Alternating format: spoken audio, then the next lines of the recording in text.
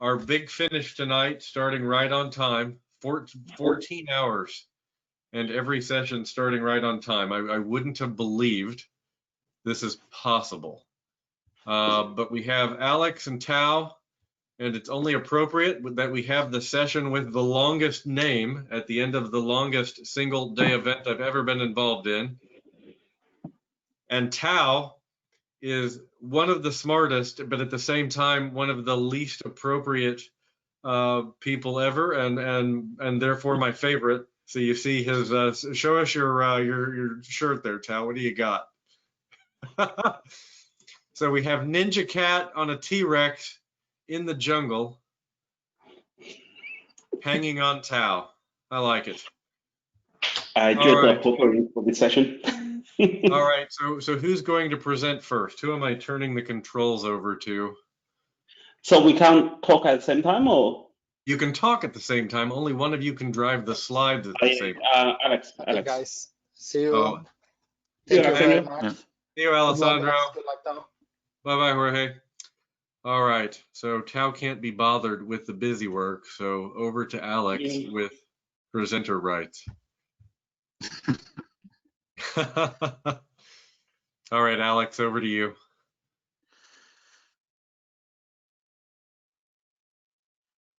Thanks, Pete. Yeah, you bet. So guys, I'm going to keep track of how your audio is cutting in. Alex, just say a couple of sentences here. You may need to shut your video off. Which is unjust because you're prettier than Tao, so it's Tao's video we would want to go off so we can look at you. But I think you're. Go ahead and talk again. Can you see my screen? Yep. Can see your screen and I can hear you much better now. Thanks for that. Okay, cool. So I can't see your face now, so.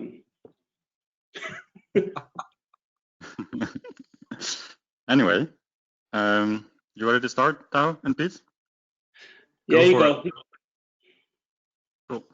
So welcome everyone, and thanks Pete for having us at this awesome event. So today we're going to talk about how you can design and implement a monitoring solution for Azure using Azure Resource Manager. My name is Alex Verkinderen. I'm a cloud architect and a Microsoft MVP for Azure.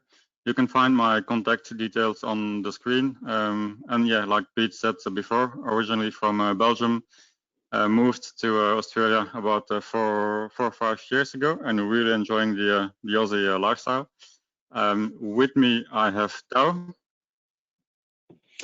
Hi, my name is Tao. Same as Alex, I'm a MVP as well. You can find my Twitter handle, my email, my blog, and my GitHub page here. Firstly, apologies for the long title. Believe it or not, it's actually been shortened already. And you can blame Alex for that, because every time when we present together, I say, Alex, what's the title going to be? And he managed to come up with all these long titles. So if it's me, I'll just call Azure Monitor and CI/CD. But you know, Alex had different opinions. Yeah. So I originally from China, moved to Australia when I was 18. I've been in Australia for 22 years now.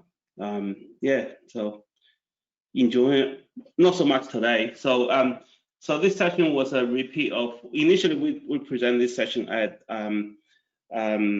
Ignite, the tour in Sydney back in February.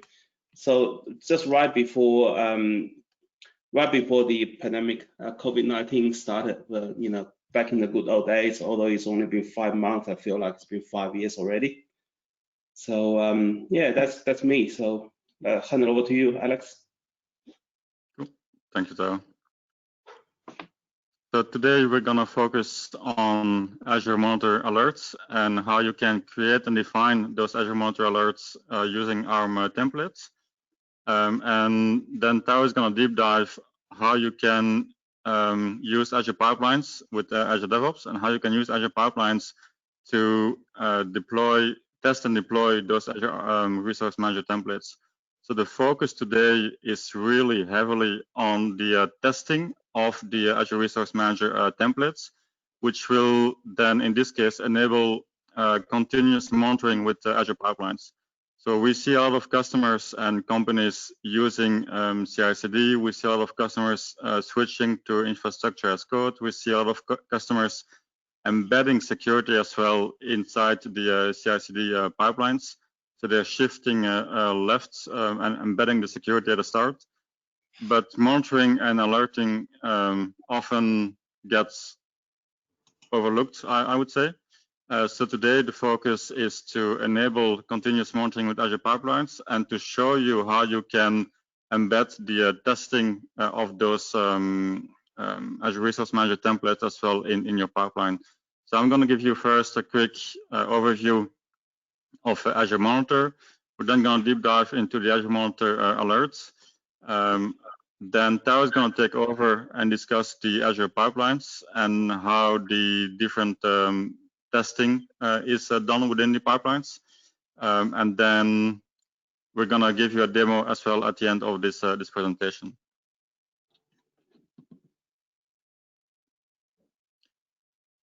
Okay, so just to be aware, we set the expectation here that this is a deep dive level 400 session. So we're not going to cover the basics, and believe it or not, we're not even going to show you the Azure portal at all. So everything is done through the code. So we expect you have experience in Azure Monitor log analytics and know the basic of Kusto Query Language. So when we present you a query, you know exactly, roughly what does the query do. And you would have experience in ARM templates. You've used Azure DevOps before, and you've used Git, and you at least have dealt with a PASTA framework in the past. Over to you, Alex. And if you have any questions about the Kusto Query Language or the ARM templates or a PASTA test that Tao is going to show and so on, please feel free to ask the questions. Pete is going to collect all the questions as usual, and then at the end of the session we can answer those questions as well. Yeah, and one last thing is that everything we've shown today, like the source code, the pipeline, and the links and everything, we put into a public GitHub repo, and the link is at the end of the. We'll share the link at the end of the slide deck. Over to you, Alex. Cool. So let's start with Azure Monitor alerts. So when we define Azure Monitor alerts, we see that we need to define different types or kinds of alerts based on the different personas. So on the left-hand side, you can see here we have the Azure administrators. They will need different types of alerts compared to the application owners. So an Azure administrator will most likely be interested into any security-related alerts, into network links to see if the network links are available or up and running, and the bandwidth utilization on the network links as well. They will be interested into the Azure Service Health alerts as well.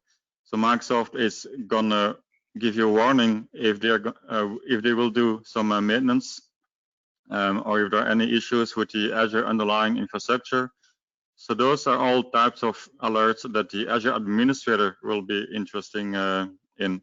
Now the application owner will be probably more interesting in application-related events like .NET exceptions or web app utilization or web application availability testing as well.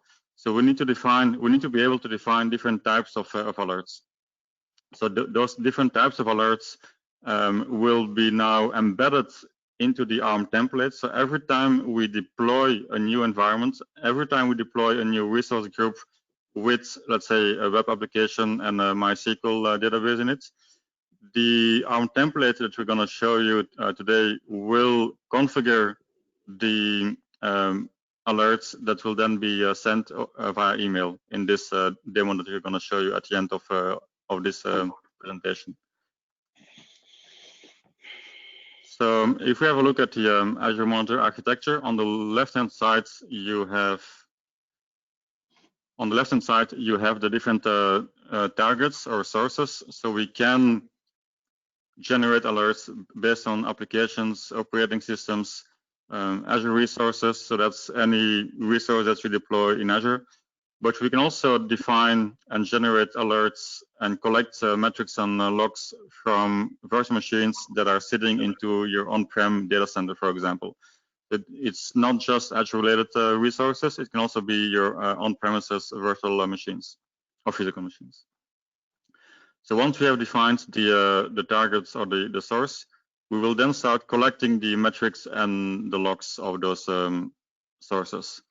We can then have insights, visualize, analyze, and respond to those different metrics and logs that we collect. So today, we're going to focus on the alerting. So based on certain targets or sources, then combined with certain metrics and criteria, we're going to send an alert to an email address in this scenario. So that's what we're going to show you today, and how we can embed that into our templates and how we can have that into the CI/CD pipeline with all the testing as well, automated testing that I was going to show later in the demo. So if we deep dive now onto the alerting component. So when we want to set up an alert rule, we first need to define the target resource. So target resource can be any Azure resource, so virtual machine, subscription, tenant, a MySQL database, the express route, activity log, and so on. So once we have defined the target resource, we can then select 4 different signals, like a metric, activity log, application insights, or log information as well. So based on different resource or target resource that you select, we will have different metrics and activity logs that we can select. For example, a virtual machine will have different metrics than a MySQL database, for example. So once we have defined the target resource and a signal, we can then define the criteria. So criteria can, for example, be if virtual machine, which is the Azure resource, and CPU metric is above 95% during the last 30 minutes, then generate an alert. So that's the criteria, the logical test, basically. So the alert can then be an action group or an alert state. So within the action group, we're going to define what needs to happen, what action needs to be executed if the criteria is met. So in this case, if the virtual machine has CPU consumption of 95% for the last 30 minutes, then the action could be send an email to Tao, or the action could be send an SMS, or the action could be call a webhook to do some automation as well. And with the alert state, we can then change or create and change the alert state from new to new, for example, or acknowledged. So in the ARM template, you will see that we're going to define the metric. We're going to see that we're going to define the criteria and then the action group as well.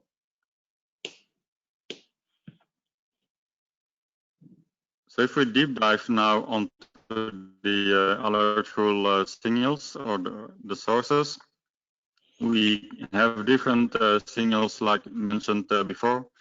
Azure metrics, diagnostic logs. Now the diagnostic logs, I want to spend some time on that one. It's really important. By default, the diagnostic logs of the Azure resources are not enabled. Tao has written an awesome Azure policy to enable them. Tao, do you want to maybe spend a minute or two talking about what you have done with the diagnostic logs?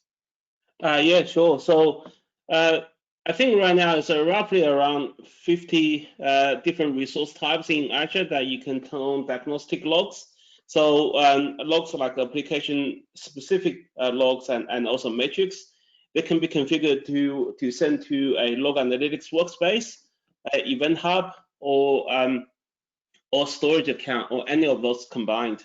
So in order to turn them on, you have to manually go turn on and on the portal or via in the ARM template. But I've written a set of policies so just over 100 so policies to configure this diagnostic setting. So it allows you to allows the policy engine to automatically enable this diagnostic logs and send to the location that you specify during the policy assignment time. So that's all available in my GitHub repo. And my GitHub URL is mentioned in the beginning introduction slides. So you'll find that there's a repo called Azure Policy that they're all in there. So yeah, thank you, Tom. I don't know how much time you spent on writing those policies, but it's really impressive work. So yeah, well done, mate. Yeah. Anyway, so we can also collect and generate alerts based on event logs or syslog information from within the virtual machines. Same for performance-related data. Cost management, Azure Sentinel, like Pete was discussing in his session as well. Service health, which is really critical or really important. So as the Azure administrator, I would like to be notified when there is an issue with the underlying Azure infrastructure. I would like to be notified if Microsoft is going to do some planned maintenance next week or in 2 weeks. So I would definitely highly recommend as well to enable and configure the Azure Service Health alerts. Now, to give you some examples about the Azure Service Health alerts, this is an email that I received a few months back now.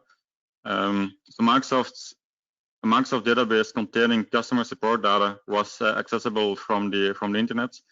So I received this email because I was one of the global admins on the subscription. But it's important to notice that the Azure Service Health alerts are tailored for your environment, for your subscription. So if there's an issue with the underlying MySQL infrastructure in Azure, for example, and you don't have any MySQL related resources, you will not get the alerts. So the alerts are tailored to the environment that you're running today in Azure. It's really easy to set up, and it will warn you as well about planned service outages or unplanned service outages as well. So this is another example. Service health alert that we received a few months back. We have a few web apps and app service plans in Australia East. There was an issue between or on February 5th, and we were identified as a customer using app service in Australia East, and we couldn't create, delete, or move resources on the app service like the web app and API apps and so on. So Microsoft sent us an email, or Microsoft created a service health. I then got the email because I've configured the service health alerts, and then you can share the link as well with other team members, and then on a regular basis, Microsoft is going to give you updates regarding this specific alerts. Now, I mentioned something here. So yeah, sure. I've also worked in customers where I've seen how they set up this similar type of service health alerting for other public cloud providers, where the only thing they can leverage is a RSS feed, which is not customized to your environment, and it requires you to code your own monitoring solution around that RSS feed. So comparing to that, Azure Service Health is a lot better than what other cloud providers have provided. So if you haven't used it before, I definitely strongly recommend you to go check it out. It's really, really easy to implement. Basically, it's it should take no more than 10 minutes. Yeah. There you go. Thanks, Al. Now, on the slide now on the screen, you can see that we have a log analytics alert query example. We're going to show you a log analytics query as well within the ARM templates later on. But in this example, we have a MySQL service, and we will, so the target source is the MySQL resource. Then the signal is the metric. So in this case, if the CPU And the criteria is if the CPU for the last hour is above 95%, then we're gonna generate an alert basically. So within the ARM template, you can embed queries like this, and then deploy them using the DevOps pipeline. Now, to be able to develop those ARM templates and to be able to generate those alerts, there are a few resource providers and resource types that we need to mention or discuss. So the first one is the resource group, so Microsoft.resources/resource group. That's the one that we deploy first, just to create an empty resource group. Then Microsoft.insights, that's the one, the resource provider that contains basically all the resources that we will deploy, like the action group, the service health configuration, the web test, and so on. You will see that in the ARM templates later on. But for example, if we take one, the Microsoft.insights/scaled query rules, that's the one that we're going to use to be able to embed a log analytics query like this one. Or the Microsoft.insights/action group resource type. That's the one that we're going to use later on in the ARM template to be able to define and create action groups. So in our example, we're going to create a bunch of different action groups to be able to send email notifications. So if you want to send email notifications or SMS, or if you want to call a webhook, then you need to call or create the /action groups one.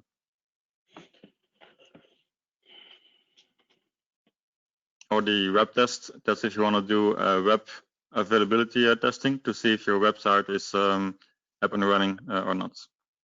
So today in the ARM templates, we're going to discuss and show you how to create all of those resources. Before we do that, I'm going to hand over. I'm going to hand over now to Tao, who is going to discuss and show you the Azure pipelines. So I'm now going to stop sharing my screen, Pete, and then if you could make Tao a presenter, please.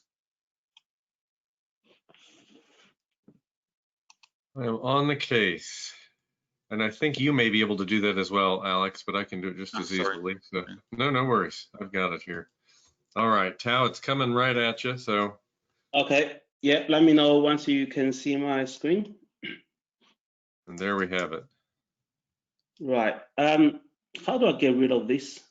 Can you see the go to webinar? We cannot. So if you hit the little orange box with the white arrow, it will collapse it. Yeah, that's fine.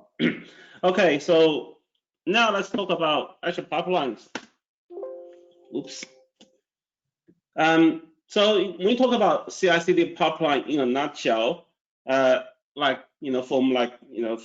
1,000-foot view is really simple. Like you have a developer, and in this case it will be Alex later on in the demo, and a developer will commit code to a Git repo, and upon the commit to the repo, they will trigger a pipeline. The pipeline will generally do some build and test tasks, making sure everything is okay within your code, and then perform any build activities.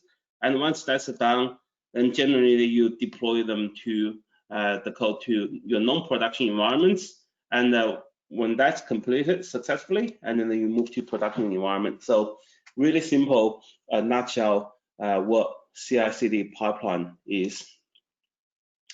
So when we design our pipeline for Azure using Azure DevOps, what we normally do, and this is what Alex and I have been doing for the customers, is that firstly we will leverage something called a multi-stage YAML pipeline. So there are two types of pipelines in Azure pipeline.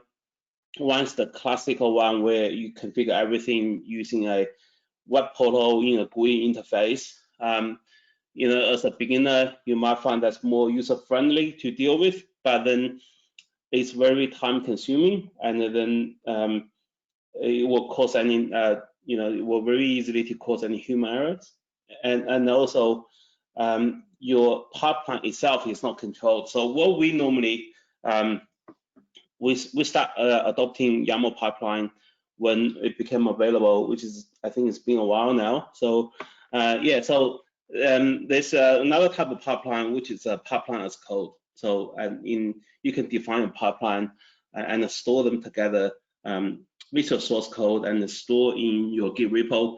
So every changes and updates will go through the same code review and PR and the testing process. So that's what we're going to focus on today. Multi-stage YAML pipeline. Basically, it means that multi-stage means that CI and CD are now in a single pipeline. Although Microsoft has recently introduced a YAML pipeline for CD, so you can actually break them up now. But in this case, multi-stage YAML pipeline actually satisfy our need. We don't have a reason to separate them out. So normally, build stage is where we spend most of our time. When we're talking about infrastructure as code, what do we normally use build stage for? Is for scan, like DevSecOps, to do a security scan to perform various tests. You can use Pesta, and then depending on the language you use, you can also use various linters to make sure that the syntax in all your code is okay. And for example, you can use PS Script Analyzer or to validate your PowerShell scripts, or use ARM to there's a PowerShell module called ARM Toolkit or ARM TTK, which is developed by the ARM Azure Resource Manager product group at Microsoft. It's quite getting a lot of momentum, and lots of people start using that to test the syntax of your ARM templates. And now what we can also do, since what if the ARM what if API has been made available in public preview, is we can use what if to do the validation, so that by running what if against the template you want to deploy, it validates against your live resource in your environment, and it shows you what resources are going to be changed, what resources are going to be updated or deleted or added. And we can also use a good old way to do a deployment validation, which is same as running test deployment command line. What's the name? Test AZ resource group deployment. Well, there's a built-in task in Azure Pipeline that allows you to do that. It's called validation mode in Azure Pipeline. And after all this is done, right, and everything is okay, then you can move on to the deployment stages and deploy them to your various environments in an order that's suitable for you. So there's a couple of there are few external components or extensions or products we use in our pipeline. We want to briefly introduce. I think it's a very good addition to our pipeline. So the first one is for Microsoft. It's called Security Code Analysis Extension. So what this one does is it perform various security-related checks. The ones that we are interested in particular, in this case, is the anti-malware scan. So it runs Windows Defender against the build artifacts and make sure there are no viruses and vulnerabilities within your code, and also credential scan, which you will try to find keys and secrets and credentials stored hard-coded in your source code. And we'll have a demo for this later as well. Okay, so in terms of running various linters for your code, what I'm using here is a relatively new product. It's only been released, I think it's only a couple months. It's called GitHub SuperLinter. Basically, it's like a Swiss Army knife for a collection of all the linters for different languages. It runs on a Docker container, and they're native to GitHub Actions. But since we're running Azure DevOps, Azure Pipeline here, we can also run that in Azure Pipeline because it's supposed to run in locally. So all we need to do is to pull the Docker image and use a command line to trigger that. So as you can see, the support languages, the one that highlighted in yellow are the ones that we have in our source code repository in this demo. And I think it's quite common that, when you're talking about infrastructure as code for Azure, we have the ARM templates, which is in JSON format, and we have Markdown files for documentation, and we very often we have PowerShell scripts for various reasons, and then the pipeline itself is in YAML. So, but if you're talking about like infrastructure as code, in general, like all the ones that highlighted in green are very common as well, like Ansible, AWS CloudFormation, you have Docker files, you have Golang, which is used for Terraform providers, and you have Python 3 and Bash Shell, the very common programming languages, and you have Ruby, which is used by Puppet and Terraform itself. So, this is all it takes to run GitHub SuperLinter in your pipeline if you want to use in a YAML pipeline. As you can see, I'm running like 2-line scripts, like the first line Docker pull to pull the image from Docker Hub, and then secondly just run it locally. So that's all it is. Right. Okay, so we need to put some controls in our pipeline. So firstly, pipeline as code, and any updates to the pipeline itself will go through the same, like pull request and code review process. We in Azure repo we can set up branch policy that block direct commit to your master branch or whatever branch that is watched by the pipeline. And you can set like enforce PR approvers when you set up branch policy. So anything, anytime when a particular branch will be merged or updated, and these approvers must go ahead and approve the request.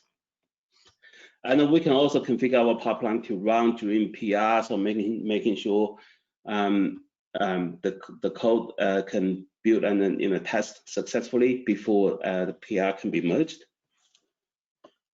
And we can use Azure Pipeline environment, which is like just like a logical collection of your resources. But the good thing about using environments in pipelines, once you define an environment, you can define approvers and other checks for that particular environment. So say, for example, if I create an environment called production, and I can add a mandatory approver to that environment. So anything that your pipeline wants to deploy to that environment, the approver has to go ahead and approve the deployment as well. And lastly, because it's Azure DevOps is Azure sits on top of Azure, so you can use Azure AD conditional access to control who's got access to your Azure DevOps organization. For example, I can block people from like outside of Australia to access my Azure DevOps environment. Okay, so demo time.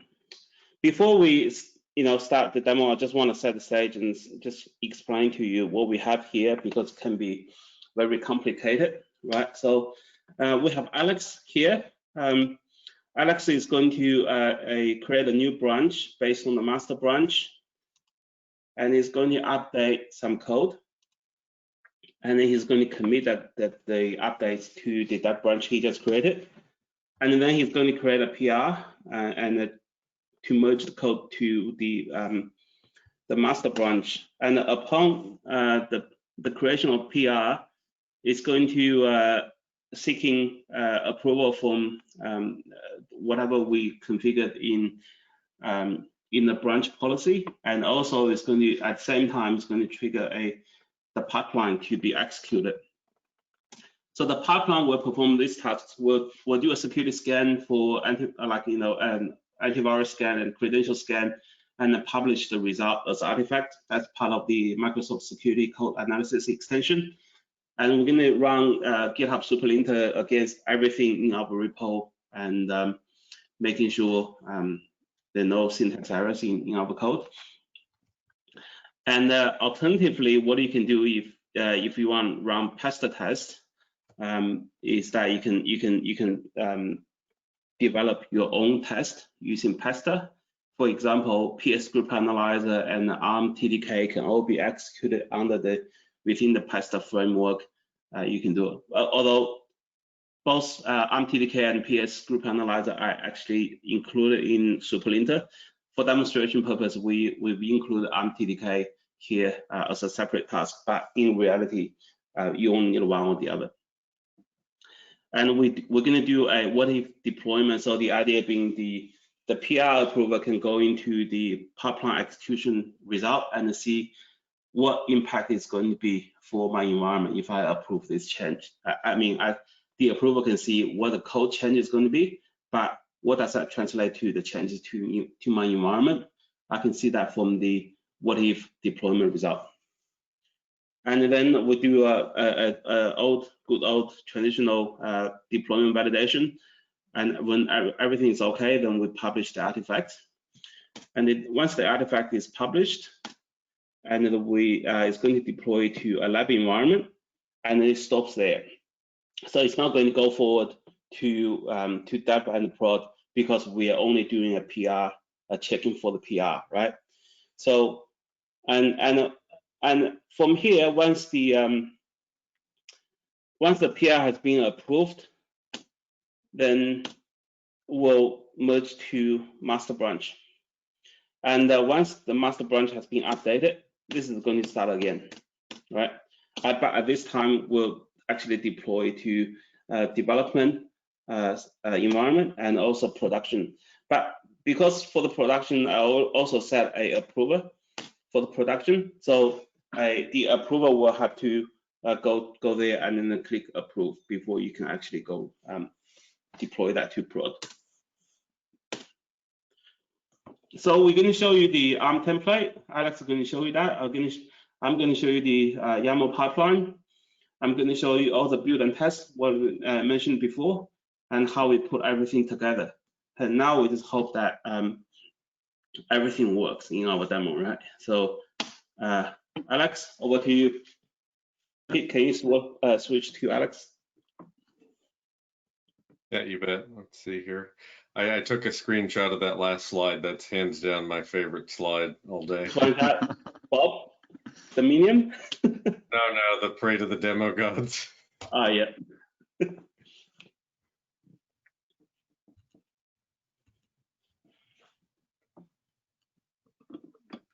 You should be able to see now my ARM templates.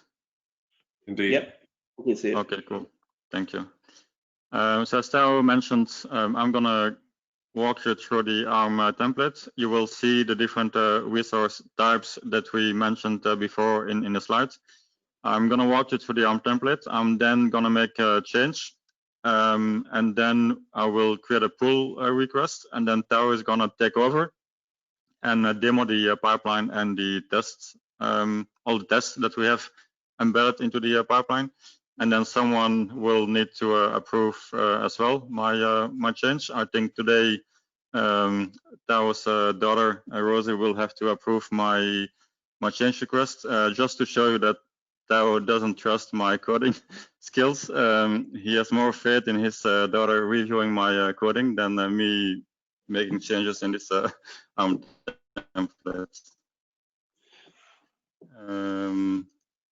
Hey, Alex, can you just make it a little bit bigger? I'm not sure if other people can see that. If you just go Control and the plus. Yeah. Is this big enough now? What do you think? Yeah. What do you think, Pete? Yeah, that's better. Okay. Thank you. So as usual in our template, we first have our parameters. One important one to remember here is the Log Analytics Workspace resource ID. We're going to use that one to be able to query the Log Analytics, and I'm going to show you the query later on. Then we have the variables as well. So in here we're going to define, for example, the Express Route Alert settings, or we're going to define the security alert settings. So those variables, let's say for the Express Route Alert settings, those are the values that we're going to use inside our resources that we will deploy to, for example, create the action group and to create the alerting for in case there is an issue with the Express route. So we have defined the name, description, but then important to notice here is the query. So that's the query that will be run against the Log Analytics workspace. So that's how we need to define the workspace resource ID. And then this Express route alert settings, we also define an action group. So we need to create an action group first, and which I will show you later on as well. Same thing for the security alert settings. We're going to define the action group, and same for the missing updates alerts as well. So those are the alerts settings that we're going to define and going to deploy today in our ARM templates. So in this example, the query is an update summary log analytics query. So we're going to generate an alert if our virtual machines don't have the latest Windows updates. And same thing, we're going to define an action group as well for this missing update alert settings. Now, if we then scroll down a little bit, you can see we have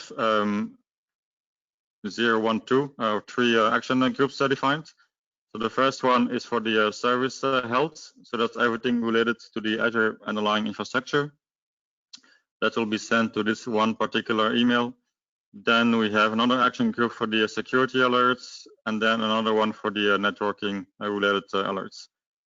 Now, we discussed the parameters and the variables, so let's have a look now at the resources. So first of all, we create an empty resource group, and then we're going to create a bunch of action groups.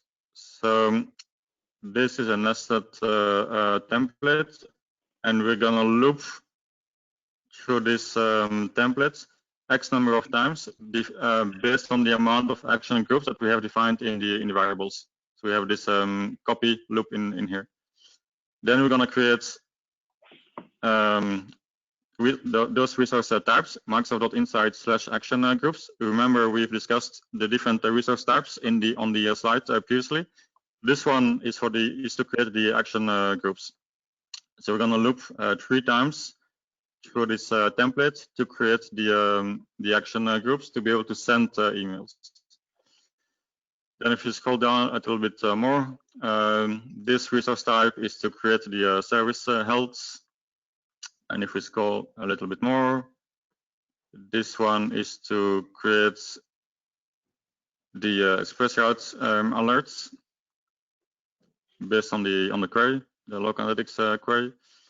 And then the last one is based for the security related alerts. Yeah. Now I'm going to make a change in the variable settings. I've noticed that there is an action group missing. So if I go up to my variables, you will see that we have an action group for the service health, an action group for the security alerts, and an action group for the network alerts. Before I make the change, I'm going to create a new branch. So let me first quickly double check in which branch I'm now. So I'm now in the master branch. I'm going to create a new branch called Dev Insight. Yep. Inside, but doesn't matter. Yep.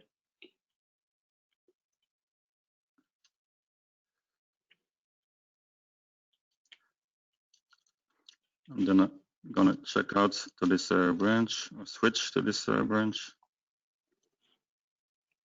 Cool. Let's double check. Perfect. So we can see here that this missing update alert settings is gonna send an email, or the action group is defined to the number 1, which is basically the security related alerts. So this, the first one is 0, the second one is 1, and this is a number 2. Now this is more like a virtual machine related alert. So we don't want it to send it. We don't want this particular alert to be sent to the security people. We want this alert to be sent to the virtual machine team. So what I'm going to do, I'm going to copy this action group in here.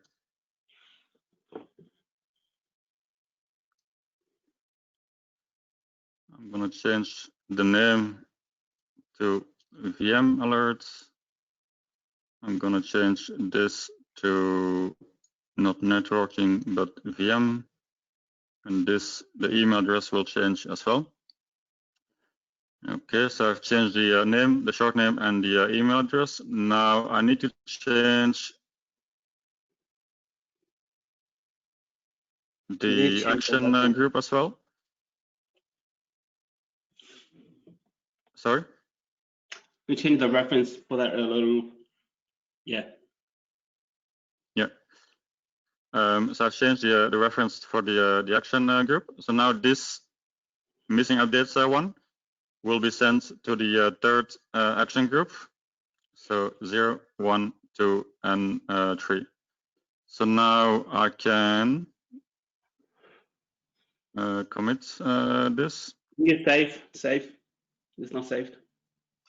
Yeah, 1 second.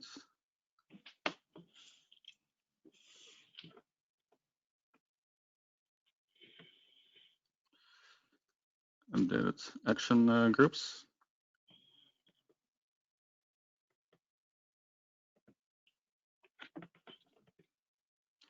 So there is one change that will be pushed.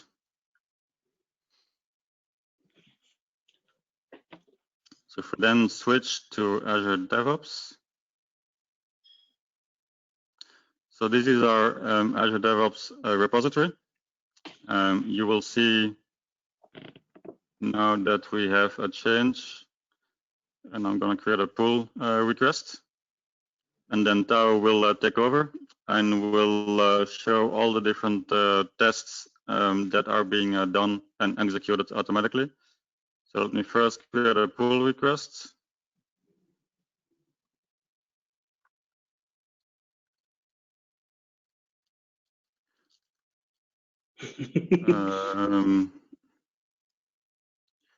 So I'm gonna create the pull requests. I'm gonna approve this myself, and I'm gonna set this to auto complete. And I'm gonna delete my branch as well. But you see here, important, there are some additional checks that are required, and that's what Tao now will discuss. So Pete, can you switch over to Tao, please? You bet.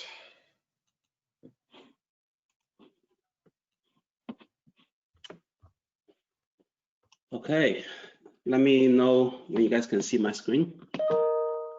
There it is. All right. So I'm using my daughter's account. I'm using her account for the demo. So logging as my daughter's account, and as you can see, that it's on the way. I will have a pull request pending here assigned to me.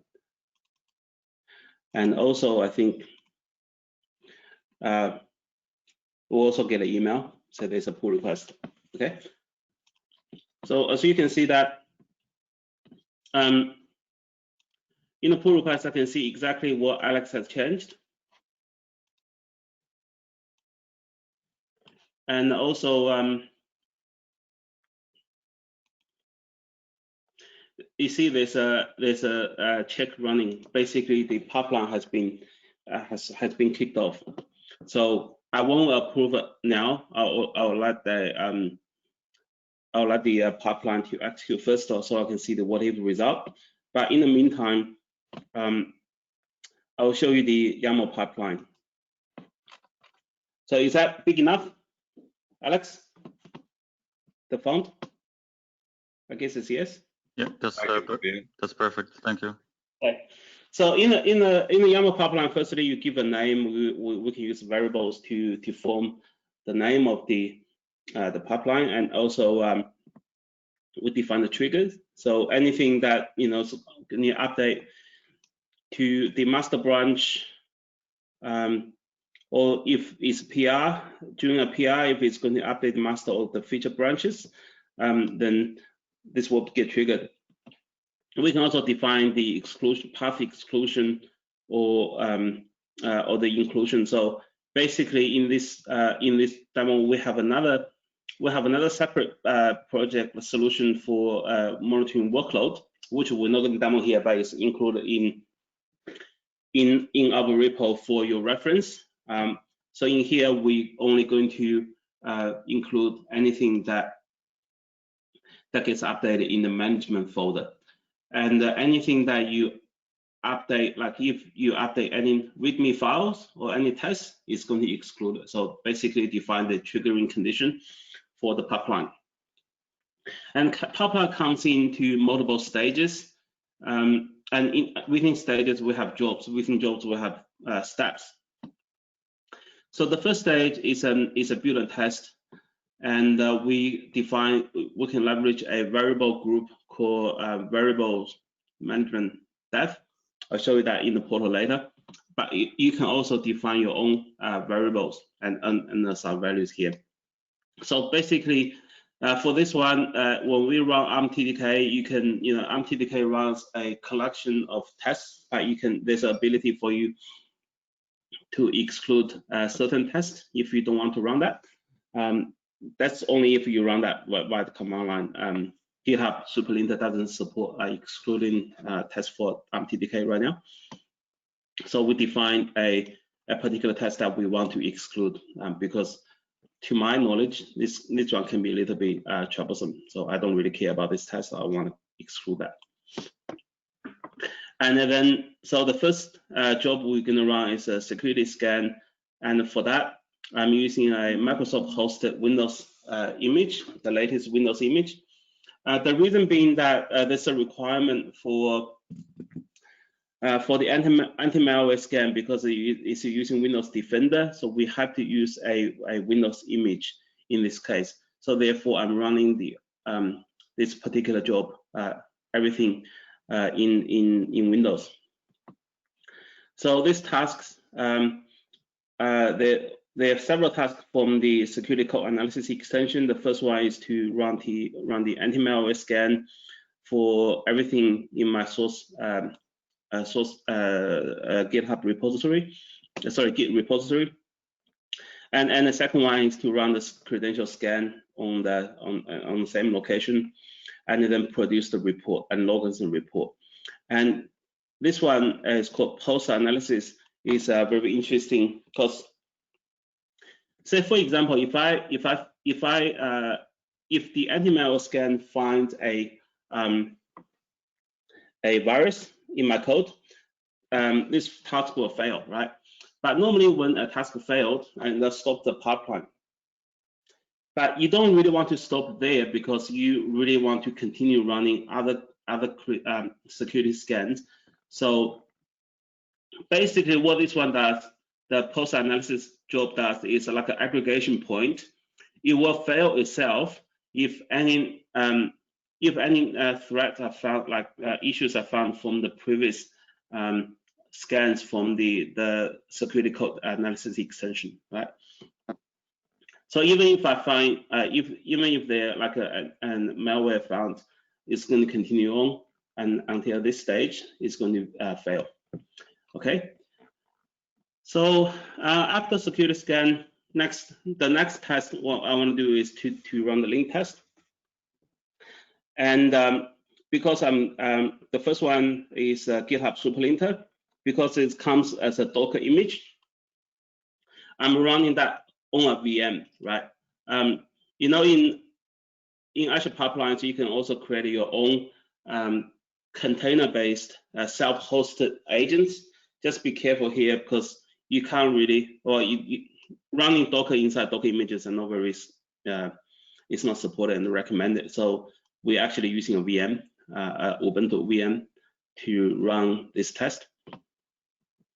So basically, as I shown before, we put down the image and we run that. So basically, what this one does is run locally equals true, and we mapping the code repository management folder to the default location where GitHub Superlinter is going to scan within the Docker image, which is temp linked, right?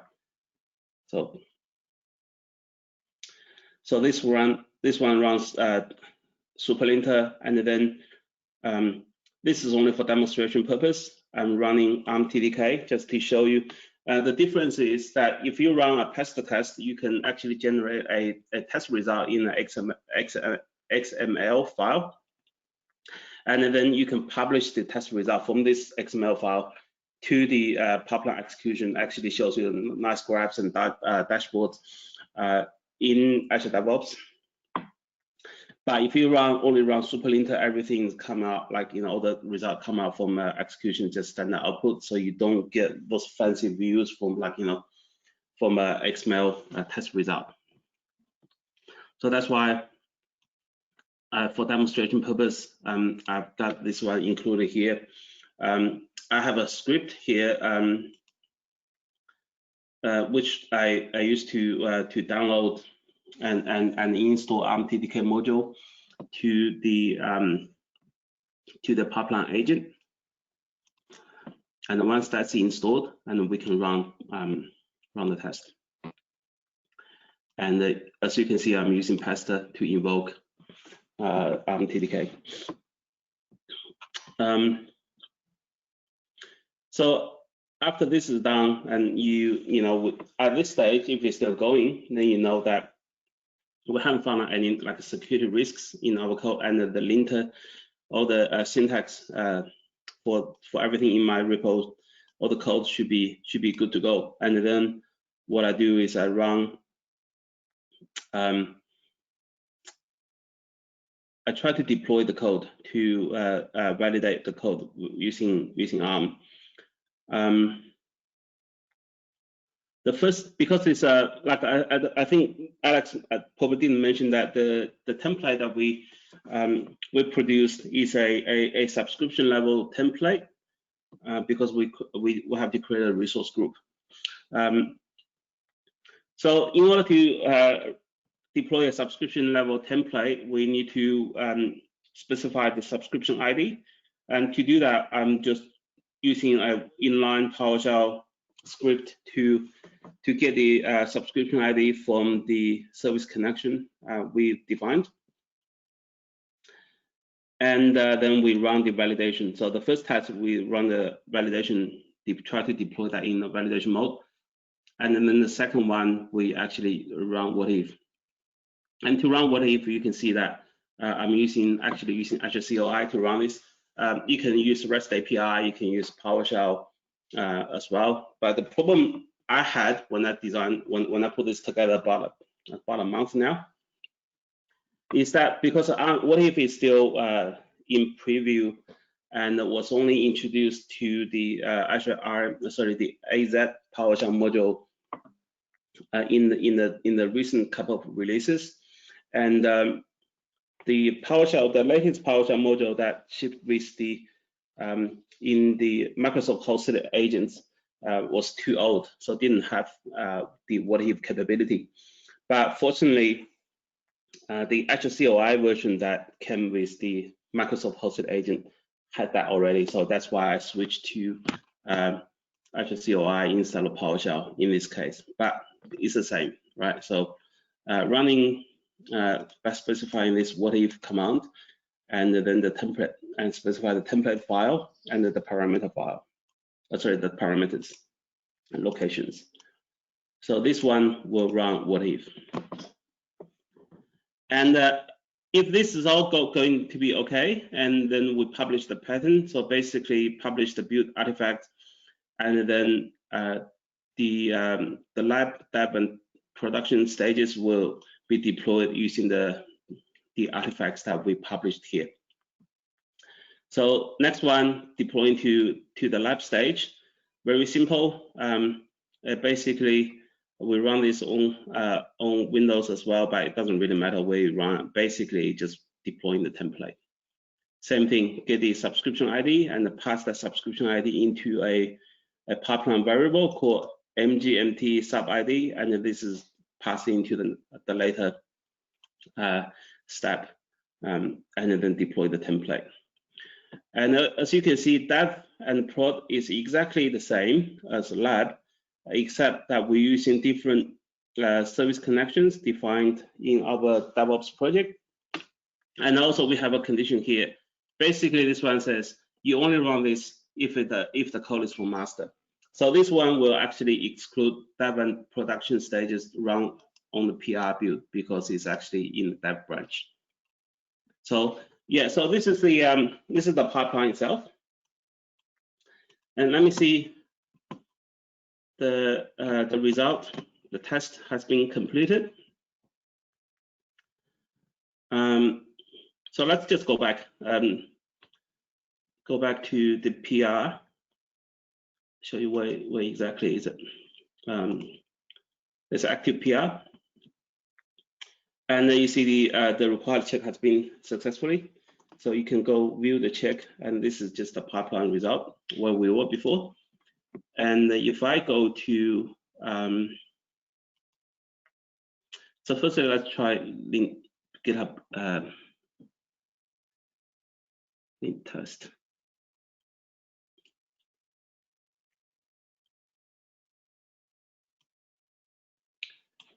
Where is it? So superlinter. As you can see, that it scanned everything in our repo. So scan the ARM template itself using ARM TDK, and also because, can you guys see it, or maybe we should make it bigger? Yeah, all good though. Okay, so it run ARM TDK against the ARM template because it automatically detect, okay, so this is ARM template, and also run the JSON linter on the same file because I have markdown files, use the markdown linter to scan that, and I have also PowerShell has been scanned by PowerShell script analyzer as well. So if everything is okay, then I didn't find anything, then that's good to go. And then for the what if, is that the one? Sorry, it's just too. I have to zoom out a little bit. I can't see it. Let's check out get ID, validate, template validation. Yeah, that's what if result. So in what if, you can see that based on the changes that Alex has made, it's going to create a new action group. So this one, you see if you run this in your command prompt, it's actually color coded. So you have like a green or yellow or red. But in here, it doesn't have the color, but you can see the symbol here means modify, and you see this one is going to be modified. Okay, so and what I want to add here, just want to put it out here. What if it's still in preview, and sometimes you see some changes not being captured because it's still in preview, and product team is still working on that. So if you see that this is something that's supposed to be captured in here and it's not, then I recommend you to go to what if's GitHub repo and then raise an issue there, so the product team can respond to that. Okay, And you can see that the PR build also deployed the code to my lab environment. So I know it's good to go. It's been deployed to a non-production environment successfully, and it's pretty safe for me to approve the PR. So what I'll do is I will go and approve. And so you can see, once it's approved, if I go to the pipeline itself, it got kicked off again. Yeah. And you can see, like, from all the previous tasks, that in a PR build, there are 2 stages, like the build and test and the lab stage. But once it's approved, then we'll go all the way to dev and prod as well. So while this is running again, let me show you a few other things that we created to make up this solution. So the first one I want to show you is the variable groups. So although we can define and hardcode values for variables that are being used in a pipeline, you can also use this concept called variable groups to create a variable group and put whatever variables you want the pipeline to leverage here. And if you don't trust, like, storing sensitive information in Azure DevOps, and what you can also do is I can create a new variable group, but acting that as a bridge, like a proxy, but actually link that to Azure Key Vault in your subscription. So if I want to go link to a Key Vault, I can then define what secrets in that particular particular Key Vault I want to surface in here. So, for example, this one called ACR username. If I do that and hit save, then the pipeline can access that particular secret from the Key Vault via this variable group. So that's just an easier way for you to access your secrets from Key Vault. And next thing I want to show you is a branch policy. So if I go to my repository, there's only one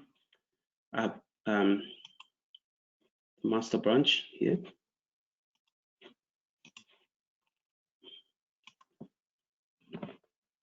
So you can see in the master branch, I have defined these policies that require a minimum number of reviewers. So if you just tick this box on and just put 1 here, so what this one does is that not only what it says, like, you have to have 1 person to review to approve merges to this branch, it also prevented direct merge, direct commit to this branch. So back then when Alex was doing the PR, so he couldn't actually just go change the code directly on the master branch and then commit the changes to this particular branch. So that enforces you have to use a PR to merge the code. All right. And also I can define mandatory reviewers for this particular branch, where I have my daughter's name here. And the next thing I want to show is the very important thing is that, how does my DevOps project connect to my Azure subscriptions for the deployment? So basically, I've got what is called a service connection defined for each of my environment, and there are different types of service connections that you can connect to different and like platforms like Docker Hub, Azure subscriptions, and so on and so forth. I'm not going to show you here because I'm not going to show you the details of this one, because this session is being recorded and the information in here is somewhat sensitive. But if you want to create one, just go select the Azure Resource Manager type and then enter stuff like tenant ID, subscription ID, your service principal, application ID, and the secret, and then to set it up. So the last thing I want to show you is the environment. I've defined 3 environments representing the 3 stages in my pipeline. As you can see that in production environment, what I have is you can go approve and checks, and I have set up a approver, which is based on a group, but you can add like individual Azure AD accounts here as well. And you can add additional checks. So for example, you can only deploy to this branch in certain hours of the day or whatever you want to do. You want to see if there's no active alerts raised in this environment. You can do different things and make sure that the environment is in good stage to commit changes to. Okay, so next thing I want to show you is the security code analysis extension. So I've got a separate project here, and the repo has got 2 files. The first file creates a fake virus in a directory.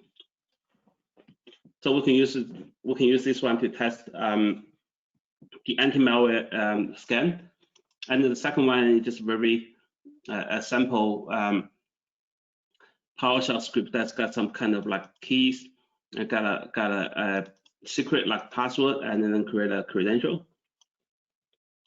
So this is a very bad example. You should never do this hard code, in your code, and then commit that to a Git repo.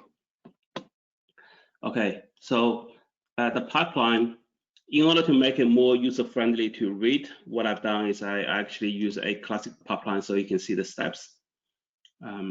Sorry, go back. 4-minute warning. Okay, almost done. So I've got, I'm running the credential scan to the, in the artifact, sorry, I'm running the new fake virus and then create a virus in the staging directory. And I'm also copying that the script with the secrets in the same place. And then I'll run the security scan, I run the anti-malware scan, and then I'll publish the result. As you can see, it failed, so which is good. So which means that I've actually picked up the stuff. So you can see that feature. So you can see the anti-malware scan has found a virus in the location that I specified, and the security scan also found issues in that particular file, right? And also what this extension does, that you can see that I actually have a artifact being published, and that's the log. So if you want to know the detail, hey Cal, will you alert on that as well? You can notify if the pipeline actually failed to execute. Yeah. Okay. Yeah. And so if I open this, that goes all the way to the bottom, and you see the one that details about the virus they found for this particular scan, and also the credential scan. Same thing, is a CSV file, and it tells you the what's been found in where and the hash value for the particular secrets or sensitive information. So that's all been stored as part of the pipeline execution as an artifact. So now let's have a look at it and see if how we're going with the. So it's still running. So okay, so now it's running on the lab environment. But just because we are running out of time, what I can show you is that in the previous execution, we actually have to someone had to actually go approve that when it comes to production stage. Let me see if I can find any evidence here.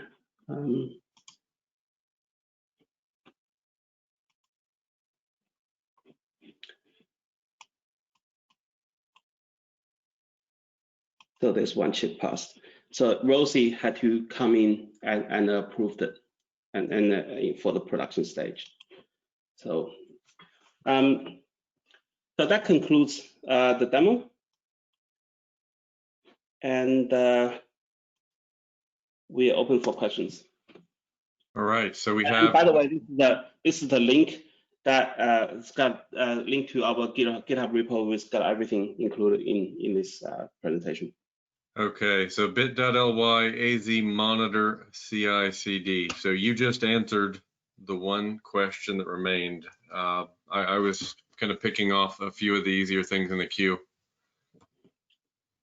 Well, you were finishing, and the last question was, are we going to see a link to that repo? So there you have it, folks.